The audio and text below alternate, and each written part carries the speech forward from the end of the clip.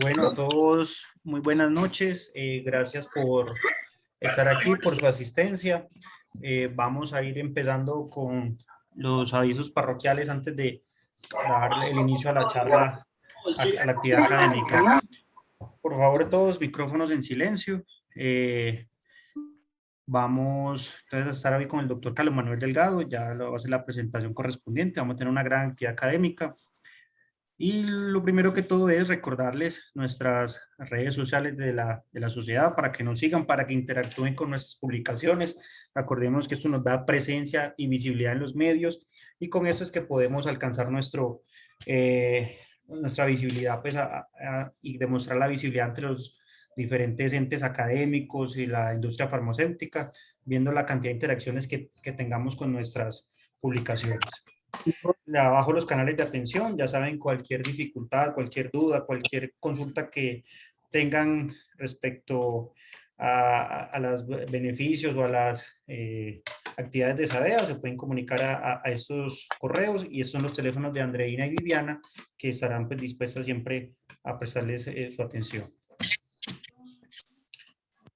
Recordar, que no se les olvide, los fondos que tenemos para ustedes, los beneficios de la sociedad, el fondo de solidaridad para cuando tengan algún tipo de incapacidad y el fondo de educación que incluye todo lo relacionado a las áreas afines de la anestesia, donde se puede pues, acceder a estos beneficios cumpliendo unos requisitos que están en la página o que los puede consultar a través de Andreina o Viviana. Ah, yo pensé que no estaban. Devuélvete, André. Por favor, recuerden micrófonos apagados, cámara silenciada. Aprovecho y les hago la invitación. Se viene el mes de octubre, el mes de la celebración, lo usual del Día del Anestesiólogo. Este mes vamos a tener nuestro evento académico, por decirlo así, el evento académico grande que siempre hacemos todos los años. El año pasado fue el NIAS en Seno y este le toca corresponde al congreso organizado por los residentes de anestesia de las 3 universidades. Lo denominamos como SADEA Refresher Course para que recuerden, para que nos mantengamos actualizados y la idea de este simposio, de este congreso que vamos a hacer, que tiene igual nivel que el Nacenceno que hicimos el año pasado, es volver a actualizar y refrescar conocimientos en todas las áreas de la anestesia. Próximamente les llegará el programa académico. Lo importante es que vayan separando las fechas. Vamos a hacer 21, 22 y 23 de octubre. Charlas magistrales y talleres interactivos.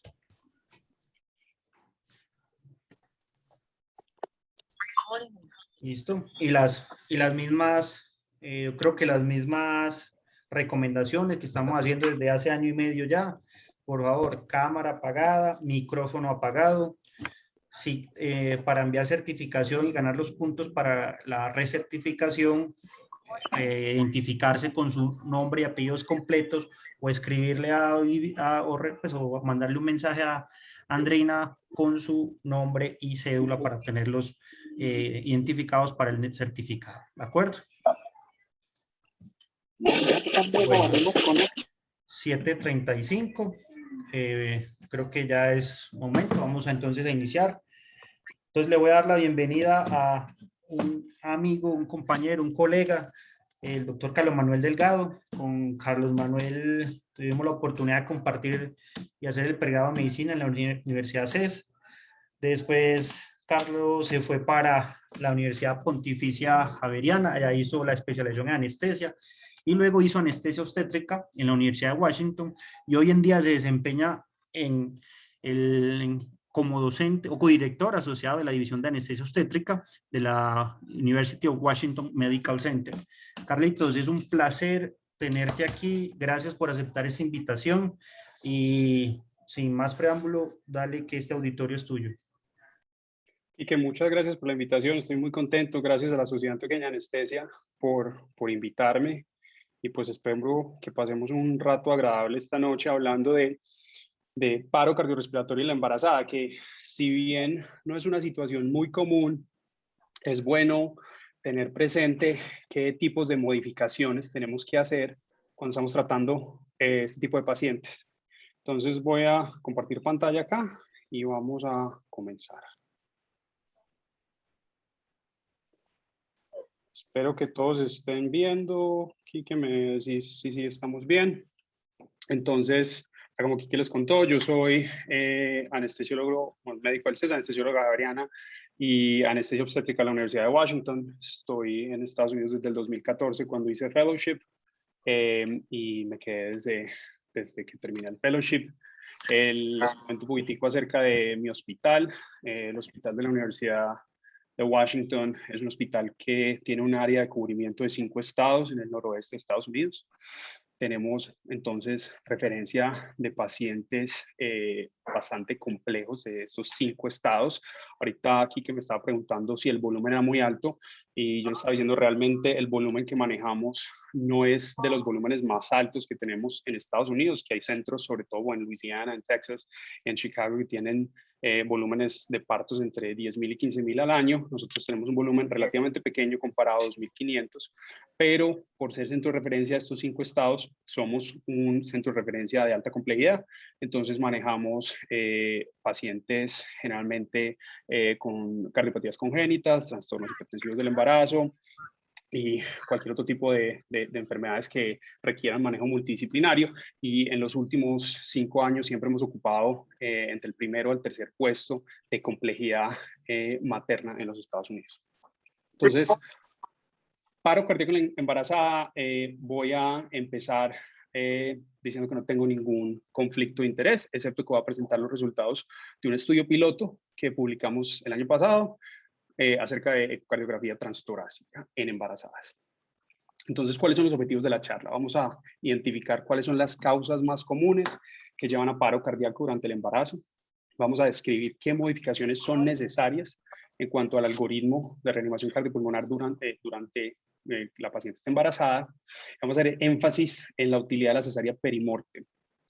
Y fuera de eso, me van a escuchar hablar bastante acerca de la importancia del trabajo de equipo y la necesidad de hacer simulación frecuente, porque como ya les contaba, si bien no es un escenario muy común, necesita de simulación y práctica para que todo el mundo entienda cuál es el rol que tiene en el momento de afrontar este tipo de casos. Entonces hablemos de generalidades. Entonces, ¿qué tan común es el paro cardíaco? Y tenemos que empezar hablando de qué tan común es la mortalidad materna. Y tristemente les muestro datos de Estados Unidos, y digo tristemente porque pues Estados Unidos es uno de los países que llamamos países de altos ingresos o antes decíamos países desarrollados, en los que la mortalidad materna ha ido en aumento en los últimos años. Entonces, aquí ustedes pueden ver esta gráfica que viene del Centro de Prevención de Enfermedades de los Estados Unidos, del CDC, en el que han visto que más o menos desde 1980 tenemos un aumento de la mortalidad, y ese aumento de la mortalidad está debido a pues, la epidemia de obesidad que tiene los Estados Unidos, pero también al aumento en la edad gestacional y la aparición de comorbilidades que van ligadas a la edad ahora en pacientes que están embarazadas. Entonces aquí les muestro los resultados de un estudio de la doctora Jill Meyer, que analizó cuál era la mortalidad materna en los Estados Unidos. Cuando vean un código QR es porque es un artículo importante para nosotros, sobre todo en anestesia obstétrica. Entonces, si tienen dudas y quisieran leerlo, esto es uno de los artículos que más se cita en papeles de mortalidad materna. Entonces, una incidencia de mortalidad materna de 1 en 12,000. Y generalmente, como ya les mencioné, está asociada a comorbilidades, hipertensión, cáncer, enfermedad cardiovascular. Y dentro de las diferentes causas, pues vamos a seguir la animación funciona. Como se pueden dar cuenta de las causas de mortalidad materna, la causa más grande de mortalidad materna son enfermedades cardiovasculares. Enfermedades cardiovasculares no tipificadas, porque como se dan cuenta, vemos que la enfermedad la cardiomiopatía tiene una subdivisión específica. Pero si se dan cuenta acá, yo estoy haciendo énfasis en la hemorragia posparto. Y estoy haciendo énfasis en la hemorragia posparto por 2 razones. Primero, porque dentro de las causas de mortalidad materna, la hemorragia posparto es una de las causas que más causa paro cardíaco, porque no necesariamente todos los paros cardíacos terminan en mortalidad, pero es una de las que más causa paro cardíaco. Y segundo, porque a nivel mundial, si bien estos datos son de Estados Unidos, en los que la primera causa de mortalidad es enfermedad cardíaca, a nivel mundial La primera causa de mortalidad es la hemorragia posparto. Y es la hemorragia posparto claramente porque en muchos países, en muchas regiones, no hay un acceso adecuado a hemoderivados o a una terapia quirúrgica temprana. Ahora, ¿qué es importante? Que si bien hay paro cardíaco, la sobrevida después de paro cardíaco resulta siendo mayor del 50%. Y dependiendo de donde estemos mirando, aquí tenemos datos de los Estados Unidos en donde la sobrevida es aproximadamente del 60%, pero si miramos reportes de otros países grandes como Canadá o el Reino Unido, vemos que más o menos es entre el 60 y el 70%. Entonces, ¿cuáles son las causas de paro cardíaco en la embarazada? Entonces es muy fácil, digamos que la Sociedad Americana del Corazón, cuando revisa sus guías de reanimación, pues trata de hacer todo fácil para que la gente se acuerde.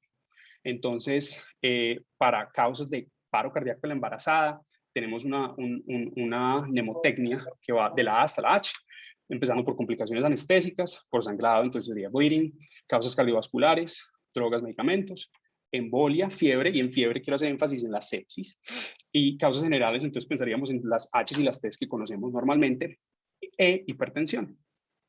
Entonces, si miramos, como ya les contaba, en la tabla que tenemos a la derecha de la pantalla, que tenemos datos de Canadá y Estados Unidos, vemos que la hemorragia posparto es una de las causas más grandes, tiene la proporción más elevada para causa de paro cardíaco. Pero las buenas noticias son que si miramos nosotros en anestesia, si bien contribuimos un poquito y miramos entre el 8 y el 13% o el 0.4%, si miramos las del CDC, vamos a ver que la sobrevida de complicaciones anestésicas que llevan a paro cardíaco es del 100% o mayor al 80%, dependiendo si miramos el estudio canadiense o el estudio de Estados Unidos.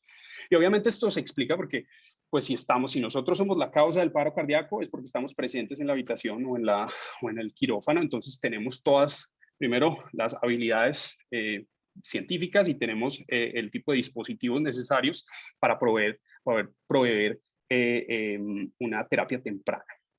Pero entonces, enfoquémonos específicamente en causas relacionadas a la anestesia. Entonces, ¿qué tanto somos nosotros los causantes de paro cardíaco en la embarazada? Entonces, la incidencia de anestesia causando paro cardíaco depende de los estudios que uno esté mirando. Aquí estamos mirando dos estudios grandes, un estudio de los Estados Unidos que voy a profundizar en un momento, que es el estudio SCORE, que es el repositorio de complicaciones graves en anestesia obstétrica, en el que se encuentra una incidencia del 8%. Y en el Reino Unido encuentran una incidencia un poco más grande, una incidencia del 24%. Ahora, esto no quiere decir que los anestesiólogos en el Reino Unido sean peores, que los anestesiólogos en Estados Unidos seamos mejores. Pero lo que quiere decir es que el periodo en el que se están tratando de analizar este tipo de complicaciones es diferente. Y en Estados Unidos, cuando estamos analizando complicaciones periparto, están incluyendo el periodo del posparto. Y es poco probable que nosotros en anestesia tengamos alguna intervención en el periodo posparto que vaya a causar paro cardíaco. No quiere decir que no hagamos intervenciones, claro que las hacemos, pero obviamente entonces, si pensamos de numerador y denominador, tenemos un grupo más grande y por eso se ve un poquito diluido. Entonces les cuento que es el SCORE Project y les doy aquí el código QR porque es un documento bastante interesante, sobre todo si ustedes practican anestesia obstétrica con frecuencia. El SCORE Project es un proyecto que básicamente revisaba las complicaciones ligadas a la anestesia obstétrica de centros académicos y de práctica privada en los Estados Unidos, y lo hicieron alrededor de un periodo de 10 años. Entonces tenían más o menos 300,000 embarazos pues que habían llegado a su término, y analizan cuál es la mortalidad y cuál es la incidencia de paro cardíaco, aparte de analizar cuál es la incidencia de otras complicaciones, de cefalea posfunción. Pero aquí nos vamos a enfocar en causas relacionadas a la anestesia de paro cardíaco. Entonces, en cuanto a mortalidad, vemos que hay una incidencia de 1 en 10,000 pacientes. Y vemos las causas de mortalidad, como ya las habíamos mencionado, para nada raro, vemos que hemorragia es una de las causas más grandes. Y una cosa importante que quiero que se den cuenta acá es que en cuanto a mortalidad, la operación cesárea estaba ligada a 85% de esos casos. Y obviamente es bastante importante porque, o es bastante lógico, porque si la causa es hemorragia, probablemente estamos ante una situación quirúrgica en la que no estamos controlando de una manera adecuada la pérdida sanguínea. Ahora, si miramos específicamente paro cardíaco, vemos que es una incidencia de 1 en 7.000, y de nuevo vemos que el procedimiento cesárea es uno de los factores de riesgo más asociados a causas anestésicas relacionadas a paro cardíaco durante el embarazo. Ahora, voy a subir acá en cuanto a causas de paro cardíaco. Cuando miramos las diferentes causas, si ustedes ven a complicaciones anestésicas acá, se identificaron, digamos que cuando revisaban estos 43 casos de paro cardíaco en esta base de datos tan grande, eran 4 expertos en anestesia obstétrica que analizaban el caso y decían, bueno, ¿qué tan probable es que la anestesia haya contribuido directamente con este paro cardíaco? Y solo encontraron 2. Ahora, estamos envueltos en el resto, claro, porque si una materna está sangrando dentro de la cesárea, nosotros vamos a proveer reanimación, pero que nosotros directamente hayamos causado el paro cardíaco es bastante raro, y en estos 2 casos les voy a decir cuáles son. Entonces, de estos 2 casos, un caso es por hipoxemia, por una anestesia neuraxial alta, una anestesia espinal alta, y les cuento un poquitico más del caso. La anestesia espinal alta fue una epidural que trataron de dar bolos para convertir anestesia cesárea, fue fallida, decidieron hacer una espinal después y obviamente tuvieron un nivel espinal bastante alto, la paciente hipoxémica, y tuvo un paro respiratorio. Pero buenas noticias, como el anestesiólogo estaba en la sala, pues la reanimó sin ningún problema. Si ustedes ven en esta tabla, ven el número de casos y en paréntesis ven el número de pacientes que sobrevivieron. Y para esas pacientes que tenían hipoxia y esa paciente que tuvo, el segundo caso es toxicidad por anestésico local, todas tuvieron supervivencia del 100%. En cambio, para el resto de causas de paro cardíaco fue menor. Entonces ya les hablé de la primera, que era hipoxemia. La segunda causa fue la que les estaba hablando, toxicidad por anestésico local.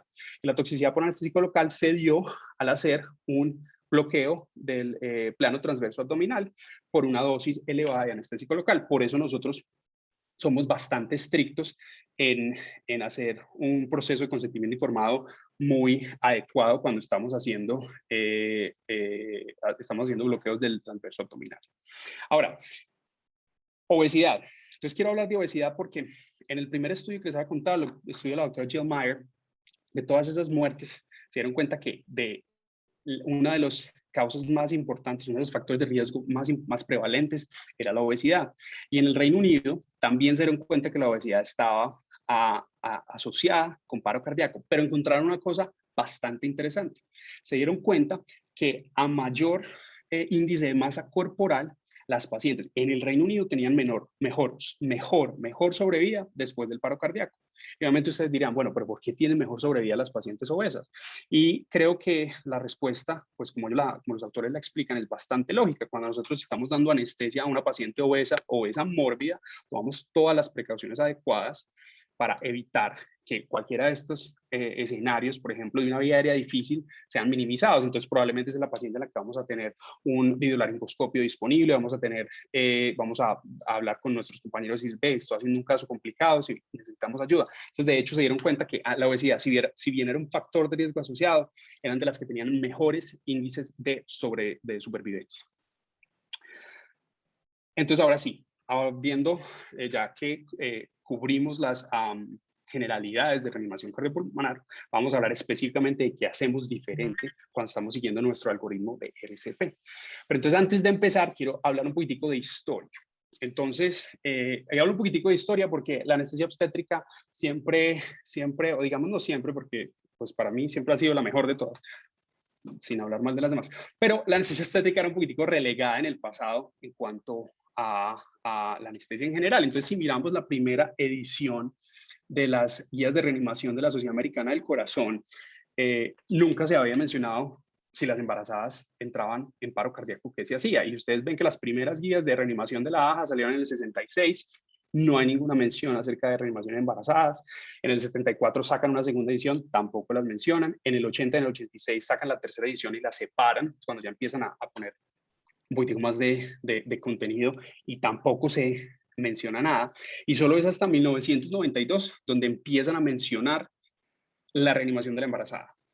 Y en el 92, en las guías de la AJA del 92, son simplemente 4 párrafos en una parte que se llama circunstancias especiales, en las que hablan ni siquiera de reanimación en la embarazada, pero hablan de el concepto de cesárea perimortem como una alternativa o como una intervención que puede mejorar la sobrevida. Ya en el 2000 empiezan a poner un poquitico más de información y dicen, bueno, hay que hacer una cesárea perimortem y hay que hacer una cesárea perimortem rápida.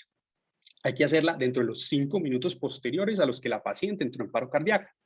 Y de ahí en adelante ya empezamos a tener muchísimo más contenido y es hasta el 2015 y aquí les muestro esta referencia y el código QR está en la diapositiva siguiente. Tenemos el primer statement científico que es específicamente de reanimación en la embarazada. Y yo los invito a todos a leerlo porque es, sobre todo si hacen anestesia obstétrica frecuentemente, porque les va a dar un entendimiento general de la fisiología, del cambio de la fisiología del embarazo y de por qué estamos haciendo las intervenciones como las hacemos. Ahora, en el 2020 todos sabemos que hay una nueva edición de las guías de reanimación. De hecho, lo que dicen es que no vamos a cambiar mucho las recomendaciones que hicimos en el 2015 porque realmente solamente hay 7 estudios observacionales nuevos y probablemente no han cambiado mucho. Lo que sí dicen es que a futuro la mayoría de estudios se deben enfocar precisamente en si la cesárea perimortem sirve primero que todo y segundo, en al qué tiempo se debería estar recomendando. Entonces, un poquitico de fisiología materna que yo creo que ya todos conocen muy bien, pero esto va a afectar la manera en la que damos nuestras intervenciones. Entonces vamos a tener expansión del volumen plasmático, que obviamente va a llevar a una anemia del embarazo. Entonces pensemos si una de las causas de mortalidad materna es hemorragia posparto y si estamos empezando con una anemia fisiológica del embarazo, tenemos que estar muy pendientes para esa reanimación y no dejarnos llevar porque normalmente cuando las pacientes empiezan a cambiar sus parámetros fisiológicos, ya la pérdida sanguínea es bastante aumentada. Tenemos un útero grávido que comprime la cava inferior y esto va a ser difícil, va a hacer que sea un poco más complicado generar flujo anterógrado cuando estamos haciendo compresiones cardíacas. Obviamente tenemos una demanda metabólica aumentada, mayor consumo de oxígeno, porque ese feto sigue conectado a la circulación materna. Y obviamente si sabemos que ese oxígeno se está consumiendo mucho más, tenemos otro factor que va en contra de nosotros y es la elevación del diafragma, la disminución de la capacidad residual funcional, que va a hacer que la desaturación sea muchísimo mayor y que la cantidad de oxígeno disponible para el feto sea menor.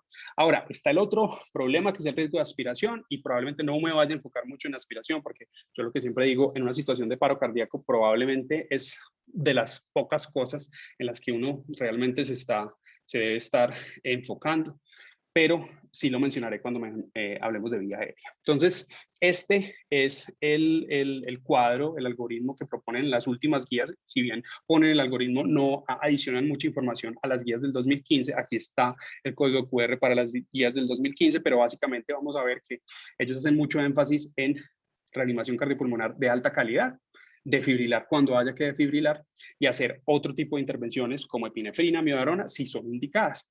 Pero si ustedes ven este título gris que dice tener un equipo de respuesta a paro cardíaco materno es bastante importante.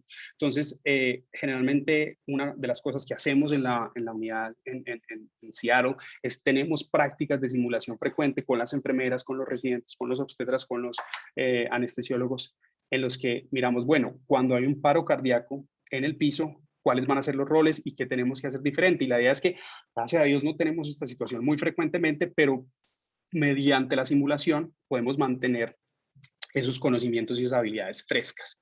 Ahora, entonces, lo que vemos aquí, hay que considerar cuál es la causa del paro. Entonces, tenemos que estar pensando la A, B, C, D, F, G, H que teníamos y tenemos que hacer intervenciones tanto para la mamá e intervenciones obstétricas. Entonces, intervenciones para la mamá, vamos a manejar la vía aérea, vamos a dar oxígeno, vamos a empezar un acceso intravenoso. Si está recibiendo algún tipo de medicamento que puede ser la causa del paro, acuérdense, drogas, medicamentos y muchas pacientes, especialmente si están preeclámpticas, van a estar recibiendo magnesio. Tenemos que parar todo eso. Y seguimos nuestro algoritmo normal de BLS a CLS. Ahora, en cuanto a intervenciones obstétricas, probablemente una de las más importantes que no se nos puede olvidar es el desplazamiento uterino. Y ya voy a hablar un poquitico más de eso. Tenemos que prepararnos para una cesárea perimortem prontamente y alguien tiene que estar pensando y diciendo, bueno, acabo de identificar que esta paciente está en paro, empiezo a tener, el reloj está corriendo y más o menos para los 4 minutos yo ya tengo que tener una respuesta a si sí voy a hacer una cesárea perimortem o no. Y una de las cosas que hago también énfasis aquí, ahí están en gris al final, y creo que es importante, es que no se les olvide que si usted va a hacer una cesárea perimortem, tiene que pensar en qué va a pasar con el neonato cuando salga. Entonces hay que estarle avisando también a los pediatras, oiga, esto está pasando, porque muchas veces, y les voy a contar esto en un estudio de los de simulación, de las cosas que más se le olvida a la gente cuando están haciendo simulación de paro cardíaco en la embarazada, es avisar al equipo de pediatras. Entonces empecemos, compresiones cardíacas. No voy a hacer mucha diferencia aquí en las compresiones cardíacas porque no hay mucho cambio. Generalmente hay que hacerlas en una superficie dura, más de 100 por minuto, la profundidad de 3 a 5 centímetros, tratar de minimizar el número de interrupciones. Hago énfasis en la superficie dura si tenemos de las tablas que se le puede poner por debajo de los pacientes para mejorar la reanimación. Es ideal, sobre todo porque si tienen camas de trabajo de parto, generalmente las camas de trabajo de parto no tienen la dureza adecuada para estar realizando compresiones adecuadas. Sobre todo, no sé, hay ciertos colchones inflables que tenemos, sobre todo para la población obesa mórbida, que los mantenemos inflados mientras están en trabajo de parto para minimizar la aparición de escaras y zonas de presión. Esos colchones hay que desinflarlos antes de hacer reanimación porque si no va a ser imposible. Ahora, la posición de las manos es importante. Y se van a dar cuenta acá que las últimas recomendaciones en el 2015 dice hay que poner la posición de las manos en el centro del tórax anterior, tercio medio del esternón, que es donde usualmente vamos a poner las manos en cualquier tipo de paciente. Pero un poco, si vemos recomendaciones anteriores, antes del 2015 se hacía una recomendación que decía hay que poner las manos más arriba, hay que poner las manos más arriba porque tenemos que adecuar y tenemos que ajustarnos a la migración que pueden tener las estructuras intratorácicas por el útero grávido. Ahora, otra cosa muy importante es que precisamente porque hay migración del contenido de las estructuras intratorácicas y también de las estructuras intraabdominales, puede haber mayor riesgo de trauma hepático. Hay un estudio retrospectivo pequeño, solo con 11 casos en los que miraron reanimación en embarazadas y se dieron cuenta que el riesgo de trauma hepático era alto, 30%, comparado con el riesgo de trauma hepático en una persona no embarazada después de RCP, que es menor al 1%, es 0.6%. Entonces, les presento aquí los resultados de un estudio que publicamos el año pasado en el Journal de Anestesia Obstétrica, en el que Sharon Ainaf, que es una de las coautoras de este estudio, pero si bien es una de las coautoras de las recomendaciones de reanimación para las embarazadas, es una intensivista de Israel, decíamos, bueno, realmente donde estamos poniendo las manos en el esternón, donde las dicen que las tenemos que poner, es donde está el ventrículo izquierdo, porque realmente lo que yo quiero comprimir es el ventrículo izquierdo. Entonces nosotros tomamos 20 pacientes a las que les hicimos eco transtorácico en la semana 30-34, tercer trimestre, que es cuando esperábamos que, que los cambios de la fisiología fueran mayores. Entonces, denme un segundo.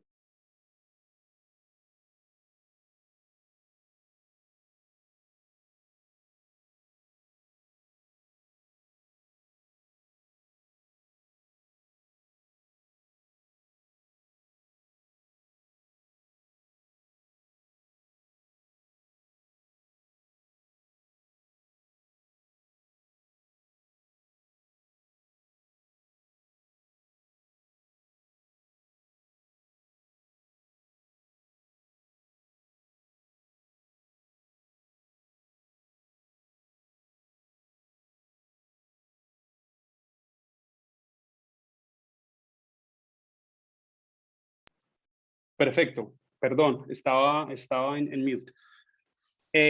Entonces, hicimos eco transtorácico de la semana 30-34 y miramos dos tipos de imágenes. Entonces, miramos imágenes que tomamos en la punta distal del esternón y en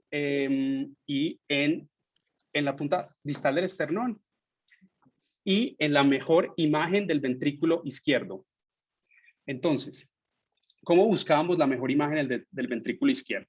La buscábamos haciendo una ventana en el eje paraesternal largo y corto con el transductor a 90 grados de inclinación. Y queríamos ver dónde se veía mejor ese ventrículo izquierdo. ¿Y qué nos dimos cuenta? Nos dimos cuenta de varias cosas. Nos dimos cuenta que el ventrículo izquierdo en las pacientes embarazadas se encontraba más o menos 6 centímetros por arriba del cifoides. No vimos ninguna evidencia de desplazamiento lateral, pero sí vimos una evidencia de desplazamiento superior. Ahora, después de ver esto, ¿qué les puedo decir yo? Obviamente esto no es suficiente, es un estudio piloto, es un estudio pequeño, son solo 20 pacientes, entonces no les puedo decir que hay que cambiar las recomendaciones, y la finalidad de las recomendaciones de reanimación cardiopulmonar en general es que la mayoría de gente, que el mayor número de gente pueda hacer las intervenciones de una manera adecuada. Entonces, si uno empieza a poner restricciones y decir, bueno, si la paciente es embarazada, sube un poquitico más, si la paciente tiene esto, voltea y haga lo siguiente, probablemente la gente se va a perder. Entonces, probablemente así miremos que fisiológicamente tienen que, puede haber cierto tipo de, o anatómicamente puede haber cierto tipo de movimiento intratorácico. Probablemente vamos a seguir haciendo las compresiones donde siempre las hacemos en una persona que no esté embarazada. Ahora, en cuanto a compresiones cardíacas, entonces súper importante hacer desplazamiento uterino manual. Y hay que hacer desplazamiento uterino manual porque ya les comenté que el útero comprime la vena cava inferior. Pero entonces, ¿cuál es ese ángulo ideal para evitar la compresión de cava y cómo hacemos ese desplazamiento uterino?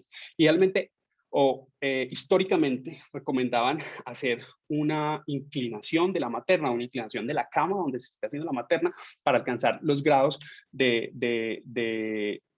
para alcanzar el grado en el que se liberaba la compresión de la cava, que es más o menos entre los 30 y los 45 grados. Pero ¿qué nos damos cuenta? Que otros estudios, no en embarazadas, pero estudios que han hecho en teoría de reanimación, muestran que la efectividad de la reanimación es mucho menor y queda al 50% cuando las compresiones se están haciendo en ángulos que son diferentes al 0 grado. Y cuando se llega a ángulos al 90%, o sea, hacer reanimación de lado, simplemente estamos teniendo más o menos 30% de efectividad. Entonces, lo que se recomienda acá es hacer un desplazamiento uterino manual. Entonces, no hay que cambiar toda la paciente completamente, sino una persona tiene que girar el útero para que se descomprima la cava inferior. Ahora, porque es además ideal hacer el desplazamiento uterino manual y no girar completamente o inclinar completamente a la paciente, porque el resto de intervenciones, sea desfibrilar o instrumentar la vía aérea a la paciente, también se va a tener un mayor éxito se va a tener mayor éxito cuando la paciente está en supino, así está en otro grado diferente. Entonces, este es un estudio que hacen en la Universidad de Stanford hace como más o menos 15 años, en el que miran, bueno, vamos a empezar a hacer compresiones cardíacas. ¿Dónde vamos a hacer esas compresiones cardíacas? ¿Hacemos esas compresiones cardíacas donde la paciente cae o vamos a tratar de mover la paciente a otro lugar para hacer las compresiones cardíacas?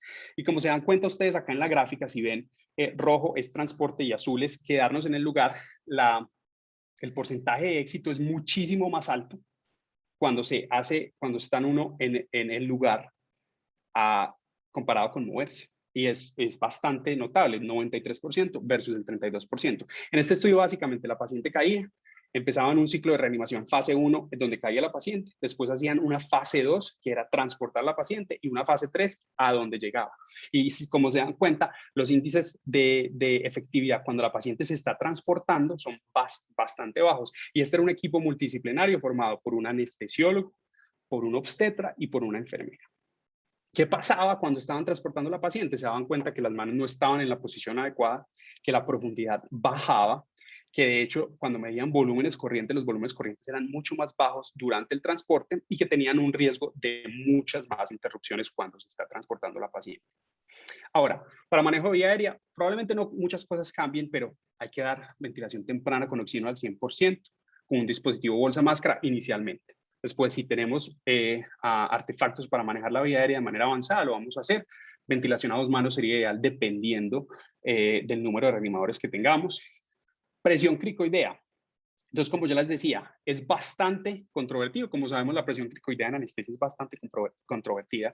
Y, de hecho, en situaciones de vía aérea difícil, normalmente con una presión cricoidea bastante intensa, podemos bloquear la vista que tenemos del ingreso a la laringe. Entonces, cuando hacemos presión cricoidea, simplemente si somos de la escuela de hacer presión cricoidea, tenemos que decirle a la persona que esté haciendo presión cricoidea, si te digo que levantes la presión cricoidea, levántala por favor porque me estás obstruyendo mi visualización. No hacer más 2 intentos de laringoscopia. Idealmente con videolaringoscopia. Este es un tema bastante debatido últimamente en anestesia obstétrica, pero creo que todos estamos yendo hacia el mismo camino y es desde que haya disponibilidad de un videolaringoscopio, obviamente esto lo tenemos que adaptar a las situaciones en las que estamos trabajando, pero desde que haya la disponibilidad de un videolaringoscopio, la idea es que utilicemos el videolaringoscopio porque sabemos que el riesgo de vida difícil en la embarazada es bastante alto. Entonces, tenemos que hacer, como dice la doctora Mary Mushami, que escribió las guías de vía aérea difícil para embarazadas en el Reino Unido, hagamos nuestro primer intento, el mejor intento de todos, y el mejor intento de todos lo vamos a hacer con videolaringoscopia. Tenemos que pensar en dispositivos supraglóticos. ¿Por qué? Porque las pacientes no se van a morir por falta de un tubo endotraqueal, se mueren por falta de oxígeno, pero una máscara laríngea o incluso una máscara facial es adecuada para suministrar oxígeno en estos pacientes. Recordemos que porque la incidencia de vía aérea difícil es más alta, tenemos que estar preparados. Y aparte de tener nuestro videolaringoscopio, tenemos que tener nuestros algoritmos B y C de qué es lo que vamos a hacer si esta intervención no funciona. Ahora, si intubamos a la paciente, seguimos las guías normales, miramos y mantenemos capnografía por encima de 10 milímetros de mercurio durante la reanimación. Desfibrilación. ¿Qué es lo triste? Que la mayoría de veces que vemos ritmos de paro en las embarazadas son ritmos no desfibrilables. Entonces, solamente 25% de los ritmos se pueden desfibrilar. Entonces, hay que tratar de ponerlos adhesivos más temprano y sobre todo, si estamos con una paciente cardiópata y pensamos que esa es la causa del paro cardíaco, obviamente tener los desfibriladores va a ser una de las intervenciones más importantes. Podemos desfibrilarlas con el feto adentro sin ningún problema, no hay riesgo de transferencia fetal mínima. Hay que quitarles o remover algunos de los monitores fetales si hay tiempo.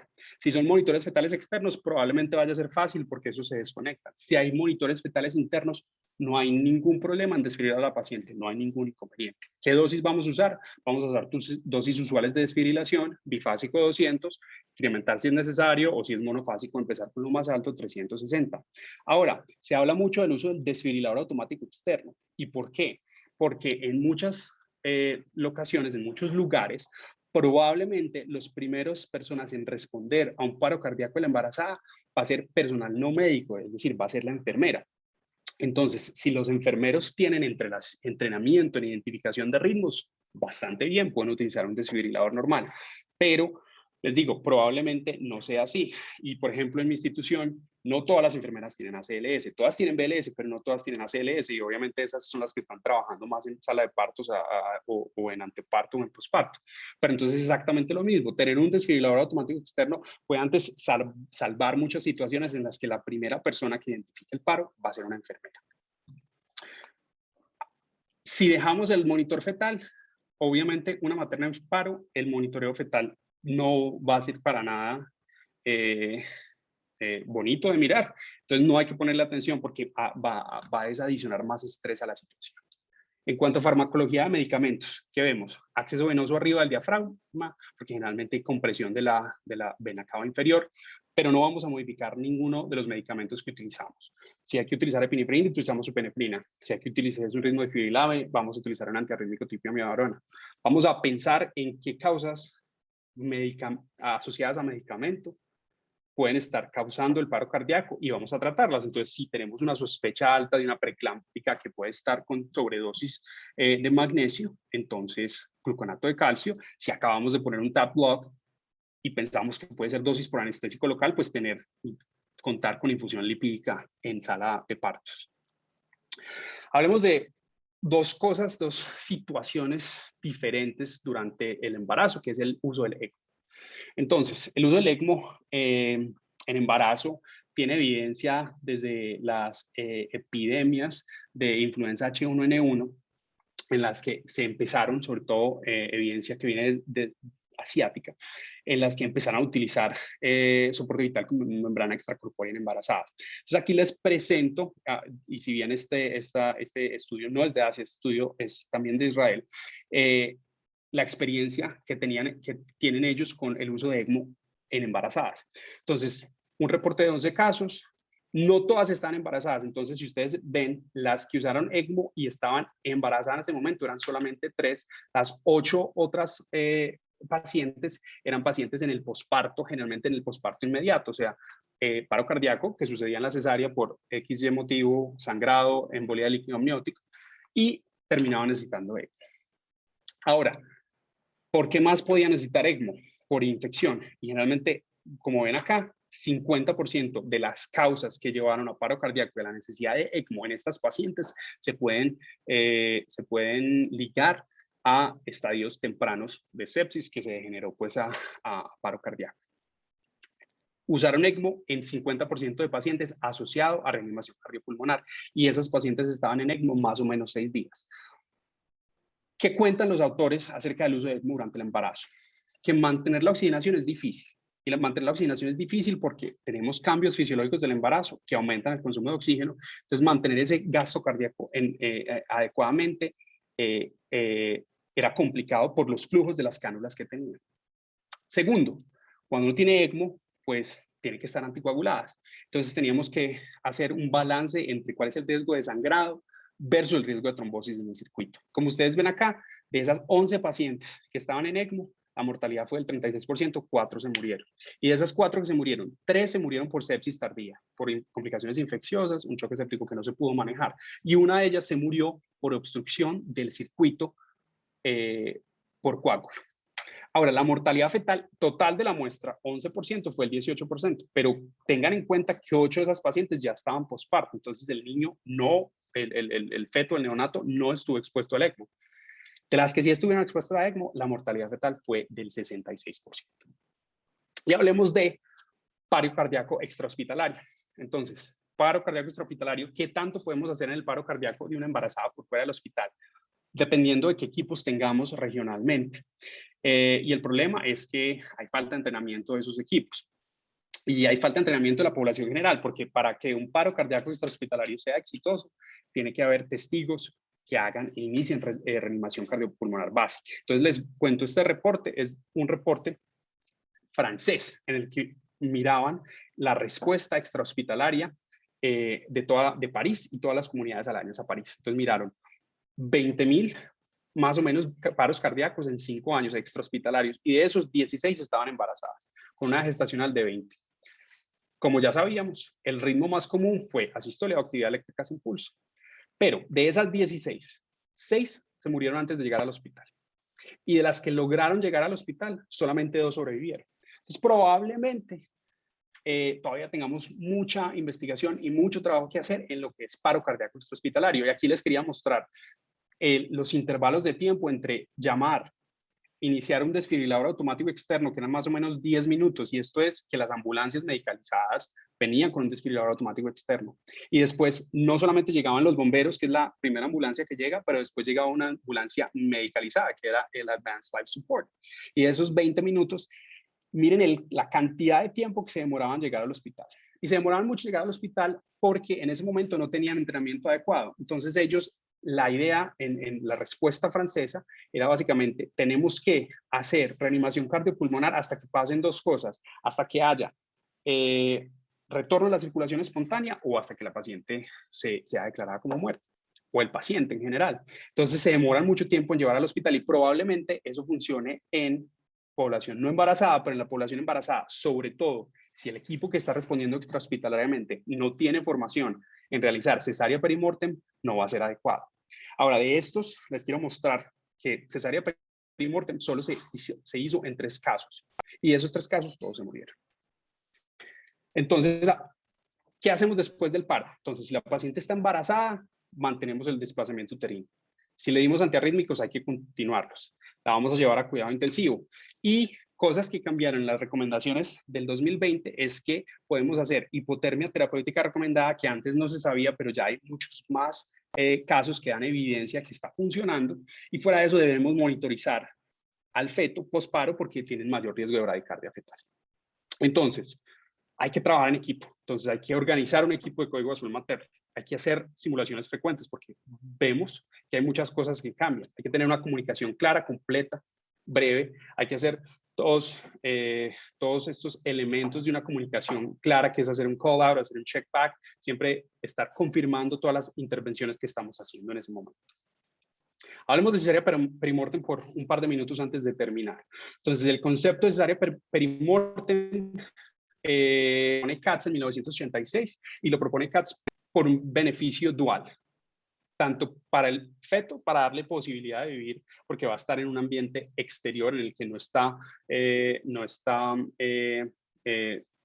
expuesto a cualquier insulto, y en este momento la mamá está en paro, y el beneficio materno, porque cuando descomprimimos el útero, vamos a descomprimir la compresión que tiene la vena cava inferior. Ahora, ¿qué hacemos entonces? Entonces tenemos una mejoría del gasto cardíaco y una mejoría de la elastancia de la pared torácica al descomprimir el útero.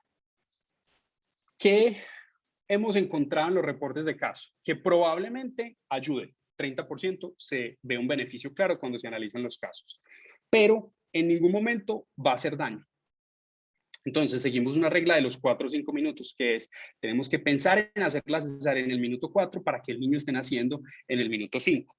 Entonces ahora, la diferencia de hacer una cesárea perimortem temprano a hacerla tardía depende de cómo es la situación.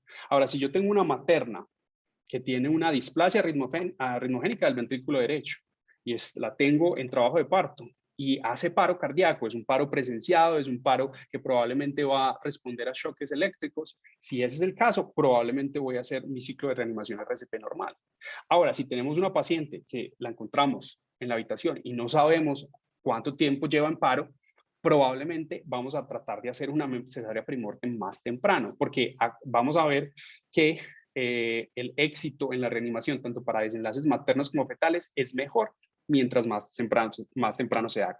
Entonces, ¿cuándo la vamos a hacer? La vamos a hacer cuando la edad gestacional sea 20 semanas. Y si no sabemos si tienen 20 semanas, cuando la altura uterina esté en la zona umbilical. ¿Quién toma la decisión? Es difícil. Generalmente va a ser el obstetra el que va a tomar la decisión, pero de todas maneras, como estamos trabajando en un grupo, cualquier persona puede proponer, deberíamos hacer una cesárea perimortem.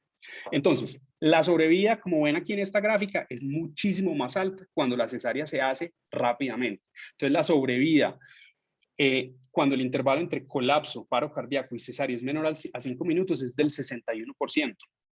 Y como ven ahí, pueden, pues, en este estudio, que es un estudio que también les doy el link acá, que es un estudio muy grande, en el que miran paro cardíaco en el Reino Unido, se dan cuenta que, obviamente, las que tienen mejor supervivencia son las pacientes que hacen paro intrahospitalario, porque probablemente tengan los elementos para realizar una cesárea. Ahora, otra cosa importante de es que la cesárea perimortem tiene mayor posibilidad de éxito cuando se realiza en el lugar donde ocurre versus transportar a la paciente al quirófano.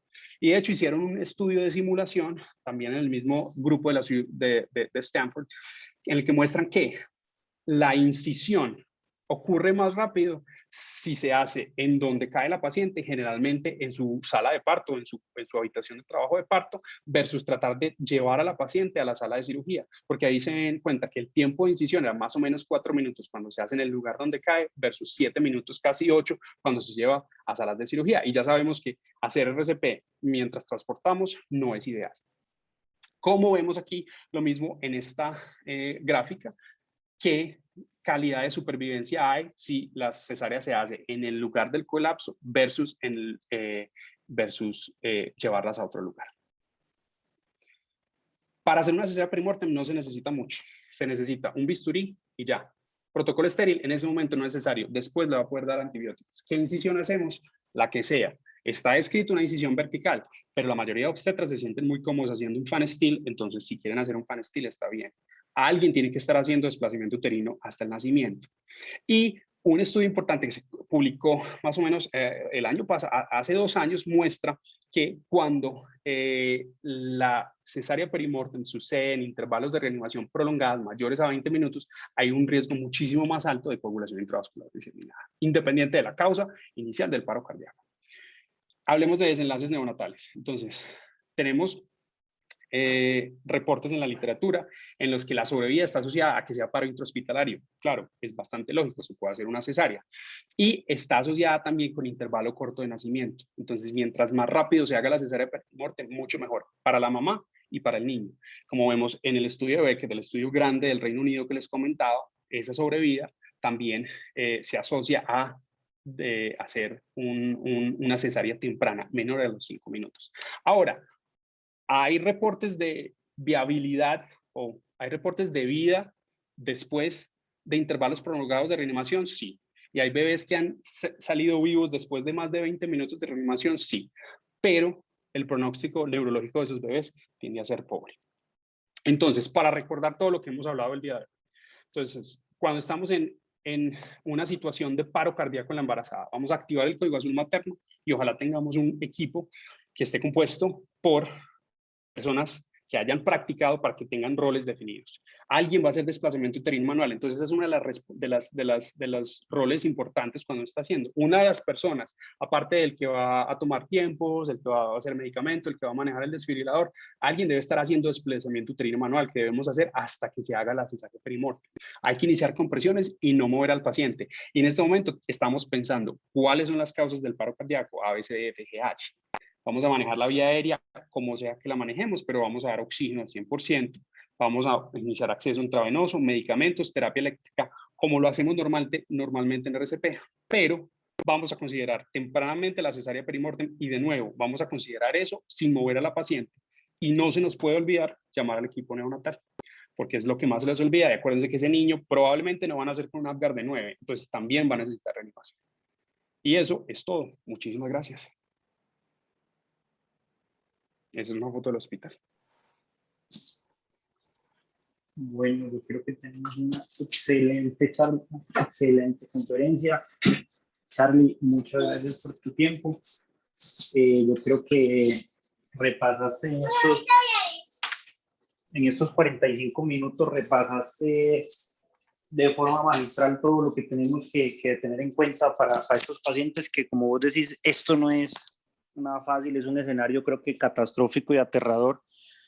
Y si es para ustedes que estás casi que en contacto con eso todo el tiempo, ahora imagínate para los que hacemos obstétrica o no tenemos ese volumen de obstetricia grande. Te quería preguntar, digamos en tu centro, cuando activan el código azul en obstetricia, ¿qué equipo tenés? ¿Cómo se distribuyen? ¿Cuántos son? Para más o menos comparar qué hacemos aquí cuando nosotros lo activamos acá. ¿Qué tenés tú cuando activas el código azul? ¿Quiénes van a ayudar? ¿En cuánto tiempo llegan? Generalmente la respuesta es rápida porque la mayoría de veces, bueno, no la mayoría de veces, pero muchas veces el paro cardíaco no pasa de que la paciente esté tomando café perfecto y colapsa. Puede pasar, pero muchas veces, generalmente lo vemos en pacientes que están sangrando, pacientes que están descompensándose, bien descompensándose, sea intraoperatoriamente, o son pacientes que están sépticas en hospitalización, son pacientes que uno sabe que probablemente pues, no estén bien. Entonces, tenemos dos tipos de respuesta. Tenemos respuesta rápida y respuesta a código azul. Entonces, generalmente muchas de las pacientes ya tienen un equipo de respuesta rápida cercano, pero digamos, en las situaciones donde no hay nadie, ¿quiénes llegan? Entonces, nosotros tenemos un sistema de, yo sé, suena a 1980, pero todos tenemos un beeper. Y el beeper, cuando suena, suena emergencia. Entonces, cuando suena la emergencia de beeper, ¿quiénes llegamos? Llega el obstetra, llega el anestesiólogo obstetra de turno, el residente de anestesia de turno, el jefe de residentes de obstetricia, que siempre hay un jefe de residentes en sala de parto, está la jefe de sala de partos, la enfermera jefe de sala de partos, y tenemos una enfermera que es una enfermera que se llama the stat nurse, que es la enfermera pues, que está como pendiente de hacer como cosas críticas en la unidad. Cuando hay un código azul, aparte de ese equipo inicial, que es el equipo de enfermería, aparte de la enfermera que está a cargo del paciente, llega el equipo de código azul del hospital, y el equipo de código azul del hospital tiene otra enfermera crítica, de cuidado crítico, que llega el intensivista, llega alguien de laboratorio clínico, llega terapia respiratoria, y cada uno de ellos vienen 2. Entonces, generalmente llega un equipo bastante grande. Ahora, de los que yo les estaba contando, cuando se hacen simulaciones, estamos hablando de un equipo mínimo de 7 personas, en los que tenemos una persona que está guiando la reanimación, una persona que está pendiente de medicamentos, una persona que está pendiente del desfibrilador, una persona que está pendiente del desplazamiento uterino manual, y tenemos alguien que está haciendo compresiones, alguien que está manejando vía aérea y un obstetra que tiene que cortar, básicamente. Perfecto, yo creo que es demasiada organización. Yo creo que pocas instituciones, digamos, están tan organizadas. Yo te puedo decir que estoy en una clínica, pues un tercer nivel, una clínica compleja. La obstetricia no es el fuerte, ¿cierto? Se maneja obstetricia, pero no es el fuerte. Y cuando nos pasan esos cacharros, a lo ves, somos 4, máximo 5 personas. Y ahí ves que lo que vos decís es trabajo, improvisación, no es pues, llegar a no improvisar básicamente. Y empezando que todavía no hemos podido, que nos llegan las cesáreas con Yelco 20, o sea, son cosas que eso de trabajar, de impulsar, de cambiar la mentalidad de muchas partes, ¿cierto? No solo como el servicio obstetricia, la misma enfermera, el que le hace el ingreso a la materna. Creo que eso es como la parte fundamental ahí. En el chat tenemos una pregunta, Carlos, del doctor Reinaldo Monterrosa, que dice: ¿qué tipos de cardiopatías no corregidas son las que más frecuentemente ocasionan paro cardíaco en el operatorio? Esa es una muy buena pregunta. Y la respuesta son las cardiopatías que no se deberían haber embarazado para empezar. Pero obviamente pues es muy difícil. Entonces, en la mayoría de esas pacientes y en las pacientes en las que pensamos, entonces estamos hablando de pacientes con hipertensión pulmonar primaria, estamos hablando de pacientes con valvulopatías severas no intervenibles, o pacientes con, bueno, en tipo de cardiopatía congénita, como hayan llegado. Lo que pasa es que probablemente nosotros, digamos, vemos pacientes. Es raro ver pacientes no corregidas, simplemente por el tipo de institución y población en la que estoy, pero sí tenemos mucha población migrante que llega no corregida. Y lo que hacemos en la mayoría de esas pacientes, de hecho, es hacemos un abordaje combinado, y a esas pacientes de las que estamos preocupados por paro cardíaco, ponemos regional y canulamos para ECMO antes de empezar la cesárea. Dejamos las guías pues del ECMO listas, y el caso es que si entras ella en paro, está el perfusionista listo para empezarlas. Pero probablemente yo diría hipertensión pulmonar es la más grande. Los trastornos arrítmicos congénitos, dependiendo si están obviamente tratados o no, porque muchas pacientes tienen ya generadores implantados, pero en esos pacientes pues probablemente no estamos, digamos, tenemos la terapia arrítmica lista, eléctrica y farmacológica. Doctor, qué pena, no se le está escuchando, pero tiene el micrófono encendido. No se escucha nada. No, sí se escucha, No, Doc, bien. No se escucha. No, Charlie, sí se escucha, adelante, sí está escuchando bien.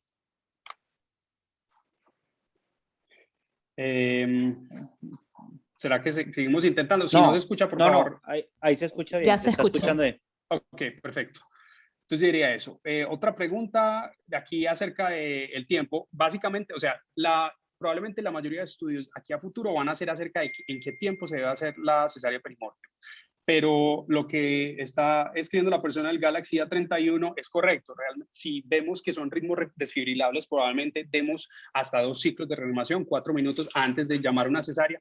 Pero si vemos que es un ritmo, es una actividad eléctrica sin pulso, o si obviamente, digamos, si uno llega con una paciente en trauma que sabe que probablemente la probabilidad de supervivencia por el trauma va a ser bastante baja, es una paciente en la que vamos a hacer la cesárea perimortem prácticamente cuando llegan. ¿Qué tan alto es el riesgo de complicaciones con técnicas de anestesia neurológica moderna y bombas PCA y esquemas PIB?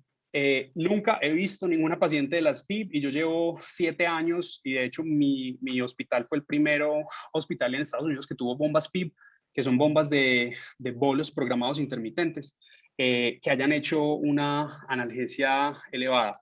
He visto casos de pacientes que tienen catéteres intratecales en los que hacemos PIP, en los que sí podemos ver que tienen, digamos, nosotros reportamos un caso que cada vez que le entraba un bolo programado, la paciente hacía hipotensión, pero nunca tuvimos un nivel tan alto de anestesia que causara compromiso cardiorrespiratorio. Perfecto. Charlie, te voy a leer una pregunta que llegó por el privado. El doctor Rojas dice, ¿qué ritmo de paro predomina en la reanimación de la gestante y si todavía comprimir en la zona intermamaria es lo recomendable? Entonces, como ya les decía, son ritmos no desfibrilables, o sea, la mayoría son ritmos no desfibrilables, porque acordémonos, ¿por qué entran ellas en paro? Generalmente por hemorragia, y generalmente la hemorragia, la que no estamos, va a llevar a actividad eléctrica sin pulso inicialmente y después a sistolia. Entonces, generalmente son ritmos no desfibrilables. Entonces, hay que hacer énfasis en pensar cuál es la causa, tratarla y epinefrina cada 3 minutos. Y un masaje cardíaco adecuado con desplazamiento uterino. ¿Cuál fue la otra pregunta, Quique?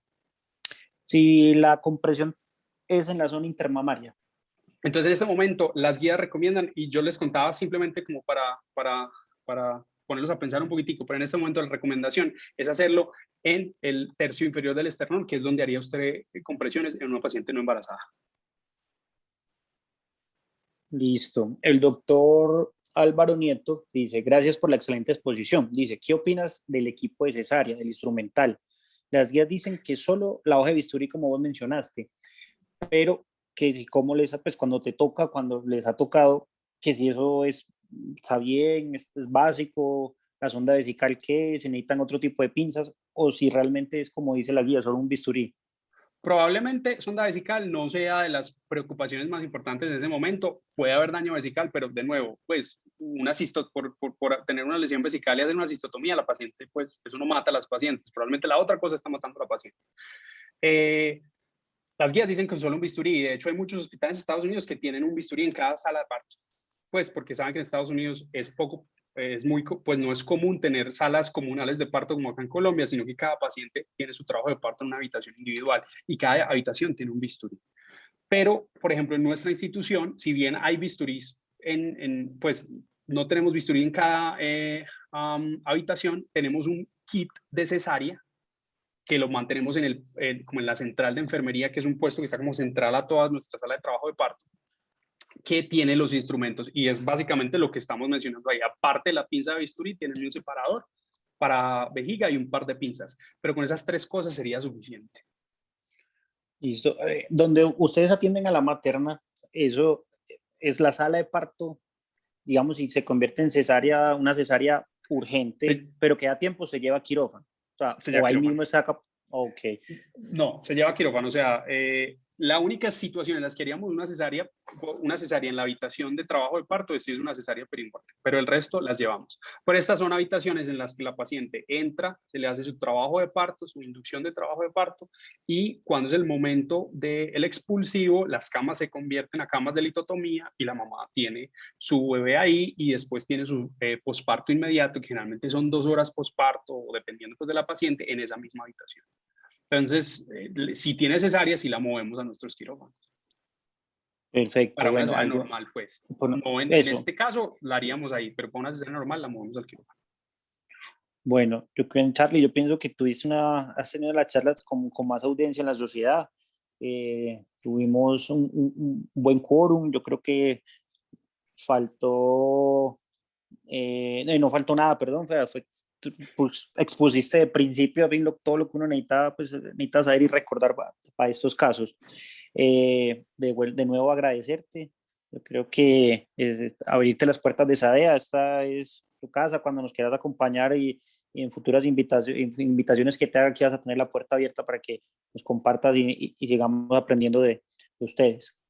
Vale, muchas gracias a todos por la invitación y de nuevo creo que pues puse mis handles de Twitter, me pueden seguir o si no le piden a Enrique el contacto y de una a la orden para lo que necesiten.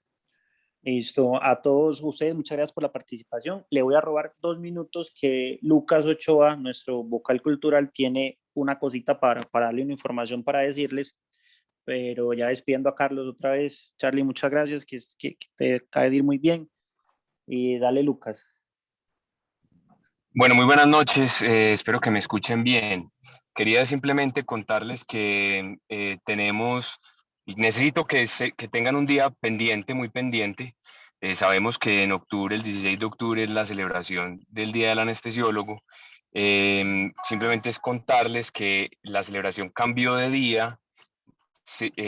Guarden el día el 23, es la celebración, pues, o en la finalización del congreso que tenemos al final de octubre, tendremos la celebración del Día del Anestesiólogo ese día, 23 en horas de la noche. Es una pequeña celebración en familia, en casa, cuidándonos, todavía no se acaba la pandemia. Y quiero es que estén pendientes porque la próxima semana vamos a estar enviándoles más información, enviándoles un formulario que necesitamos de los asociados, unos datos para poder hacerles llegar lo que iríamos a tener para la celebración de ese día. Entonces, nada, una feliz noche para todos, que descansen y recuerden esa fecha el próximo 23 de octubre. Muchas gracias, Quique.